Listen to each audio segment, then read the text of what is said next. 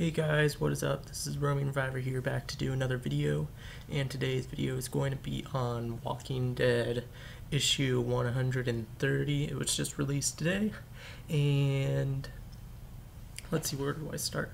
I was going to do a live reaction to this issue, but then after I forgot and read it, so I can't do the live reaction, but I'll still do the discussion and my overall review for the chapter. Okay, and so I'll start with the discussion of how it played out. So first it started out with, where did it start out? It started out with Negan and Magna's group, and basically Negan was trying to feed Magna a bunch of bullshit about how Rick was a torturer and how he doesn't even remember how he got in there. And after 4 pages or so, Magna's just like, oh yeah, I have a, what was that? Anyways, she's like, yeah, I have a big bullshit detector and I can tell that you're bullshitting us and you're well taken care of. So she leaves. Which I was actually really glad that happened, because I didn't want Negan to be freed somehow, because honestly he doesn't deserve to leave. I mean, he's a really interesting character, but no, he deserves to rot in there. Then we go to Marco and Ken, I believe their names are, and Ken has a hurt leg, and so Marco's helping him, but then after Ken falls, and then after there's a bunch of walkers coming and they fall into a trench or a ditch or something, where I don't know, and Ken's just leave me, and Marco's like, no, I'm not gonna leave you. And honestly, in that situation, I would do what Marco was doing and try to stay with them, as long as the walkers didn't get near. But if there was nothing I could do, then I would have to leave, if they spotted us. But they were fine for the most part, so they weren't spotted. Then it goes to Rick and Carl, and just some back and forth father and son talk, and when Rick enters the hilltop, I was actually surprised by how much praise he was getting. He was treated like a king or a god even. I was like, hopefully Rick's not letting this get to his head. It appeared he wasn't. He actually hates it, as he stated. Even Maggie was sort of treating him with high praise, but then after Rick sort of said that he believes in her, and that she made it possible to beat Negan in the war. And yeah, that's basically it on Rick. And he also did say that he really didn't want to leave Carl, because that was his main goal to survive. But he had to, because Carl's growing up, and I don't know how old Carl is now, but he's still a teenager. But I mean, in the zombie apocalypse, you grow up pretty fast.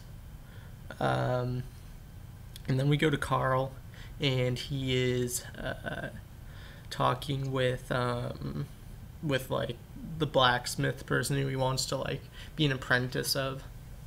And he's like, oh, are you just visiting that? He's like, no, actually. And then after, he's like, oh, hey, I have this new apprentice. And so I'm not sure if it's just me, but it seemed that this new apprentice just took Carl's job. And so Carl might not be able to stay there, or he might not be able to work there anymore. I don't know. And he could have multiple apprentices, but to me it's sort of after Carl had seen that he got another apprentice, he seemed sort of down, and it just seemed as though he basically lost his job that he was hoping to get. So I'm thinking that Carl doesn't have that job anymore, and he's going to go back with Rick to the Alexandria safe zone.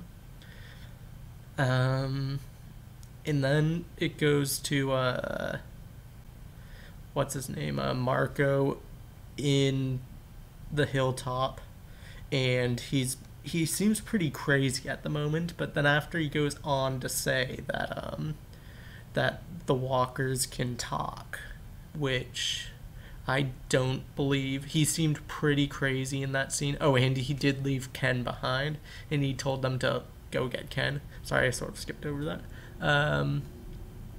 But we don't know exactly what happened between the last time we saw Marco and Ken to now, really. We just know that Marco left Ken, an injured person with a mass amounts of walkers just walking past him. So he could be dead, he could be alive hiding, we don't know. He could be captured by another group. But yeah, Marco claims that walkers are talking, and I seriously doubt that they are. I'm sure it's just like voices in his head.